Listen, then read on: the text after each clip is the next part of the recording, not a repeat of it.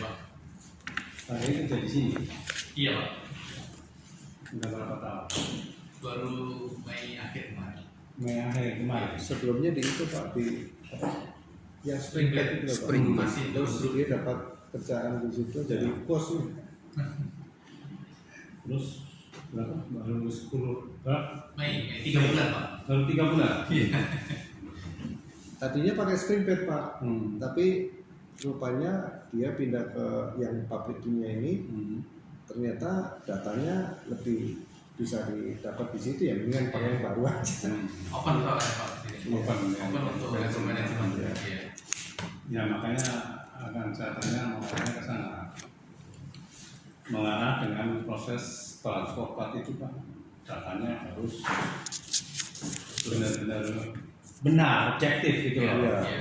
Transfer plat itu hampir sama dengan spot ya. Spot Iya. tanpa tracking. Kayak ini audit ya, Audit, audit Iya, teknologi, audit, audit. audit teknologi, Iya. mirip. Tapi tidak ada masalah di dalam sistem. Kami kan membahas tentang sistem ya. Iya. Sistem perusahaan secara keseluruhan malah dari perspektif itu kan, perspektif keuangan, perspektif bisnis internal, perspektif apalagi yang dua Customer. Hah? Customer service, satu lagi. Persaingan belum. Oh, oke.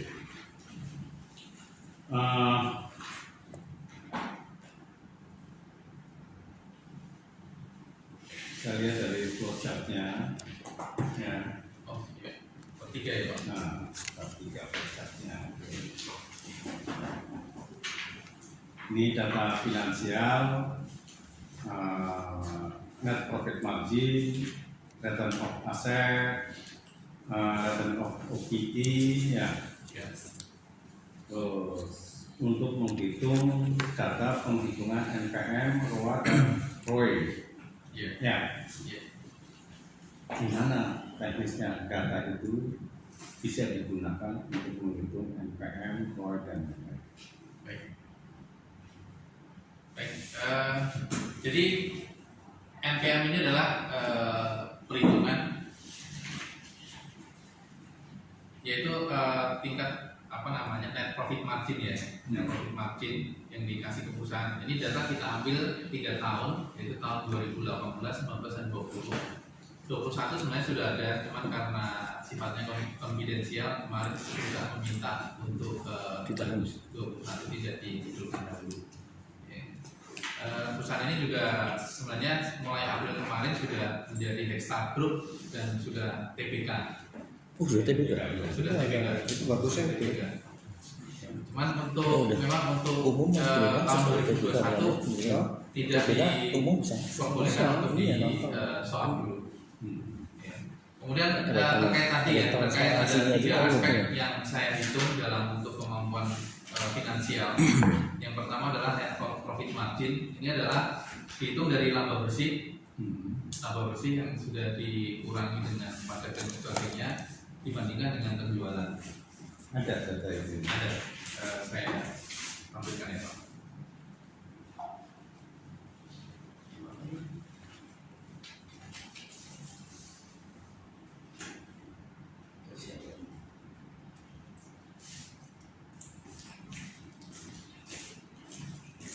Di mana kan itu siapa yang ngasih mas? Di mana? Ya.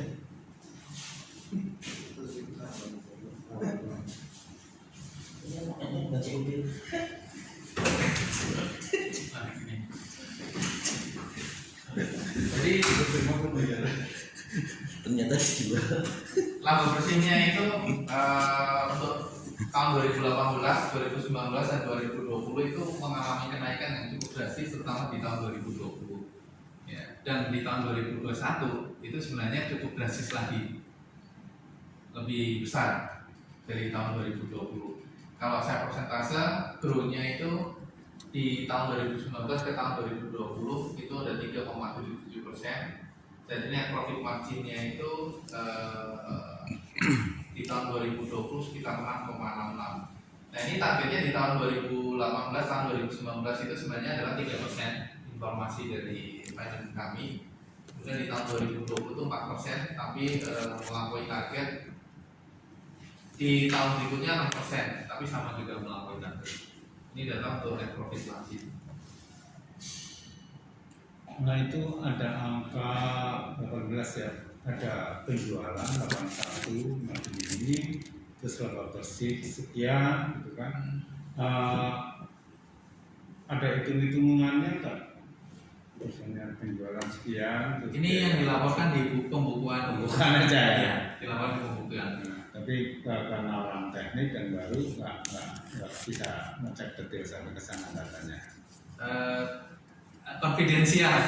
Karena ini untuk keperluan publik ya. Kalau Yeah. saya sendiri minta bisa. Oh, iya. Di publik konfidensial. Ya, ya. Tapi untuk menghitung laba bersih tahu rumusnya. Laba bersih ya sudah dari total biaya juga jadi yang biaya masuk ya laba total kan itu ada nanti udah dikurangi dengan pajak dan sebagainya. Tapi tahu untuk menghitung laba bersih secara umum. Rumusnya Mas, secara rumus gitu ya? Secara rumus. Secara rumus laba Nah, bersih. rumus ya, coba jelasin Mas. Iya. Ini komprehensif lah nggak baca ya? Ya walaupun itu levelnya sudah GM atau apa ya. Ntar takutnya nggak ngerti lagi. Jadi otomatis dari pendapatan Pak revenue, total revenue di situ akan dikurangi dengan biaya-biaya itu biaya beban produksi, kemudian di situ ada pajak-pajak dan sebagainya, kemudian ada yang bersifat di situ pengeluaran-pengeluaran yang terkait mungkin kalau kita apalagi di perusahaan pestisida itu kan hidden cost-nya itu cukup lumayan besar. Ya. Contohnya mesti kayak PPE ya untuk safety, walaupun misalnya gaji operator nih worker itu 4,2, tapi dalam tiap bulan itu kita bisa mengeluarkan sekitar 7 juta ya karena hidden cost-nya itu cukup lumayan tinggi. Nah dari total revenue yang ada ya itu dikurangi dengan yang tadi saya sebutkan itu nanti itu namanya adalah laba bersih ya. Jadi kalau kita di tim operation, kayak saya di tim operation itu sebenarnya kita hanya dikasih tahu itu revenue kotornya saja dan kita ada reportnya tiap minggu. Untuk revenue ini. Kemudian untuk laba bersih ini memang hanya finance manager dan direktur saja yang bisa. Ya, jadi filosofi laba bersih tahu ya. Iya. Mungkin karena baru, apakah bisa sampai mendeskripsikan biaya operasional atau biaya variabel cost, fixed cost sama variabel costnya bisa dapatkan data itu apa? Kira-kira bisa cerita tentang Jadi itu fixed cost, jadi gini, kita ada salah satunya adalah manpower planning yang quarterly. Quarterly itu ada manpower planning. Dari manpower planning itu nanti itu yang akan mempengaruhi fixed cost. Karena kita bisa hitung dari semua biaya yang akan dikeluarkan nanti itu yang termasuk fixed cost tadi. Ya, itu yang nanti akan menjadikan pengaruh ke harga jual atau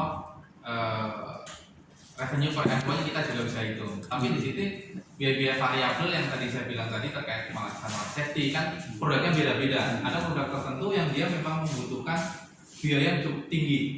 Tapi kalau dihitung karena kita juga sudah menghitung ya itu juga labanya cukup lumayan besar untuk produk itu juga. Ya, contohnya kalau di sini ada produk-produk yang order yang dia itu kalau jalan atau masuk maksudnya jalannya adalah produksi ya. Masuk ke ruang itu seperti baju astronot. Terus semuanya tertutup karena dia begitu mengenai kulit, kemudian kulit itu dia ada terkena Melepuh. pori-pori ya, ditambah keringat itu akan bisa meresap. Dan itu saya pernah terpapar dikit aja, itu semalaman itu rasanya panas. Melepuh. Melepuh karena ini kan kayak semacam itu adalah untuk membasmi seperti picot semacamnya. Jadi itu iya.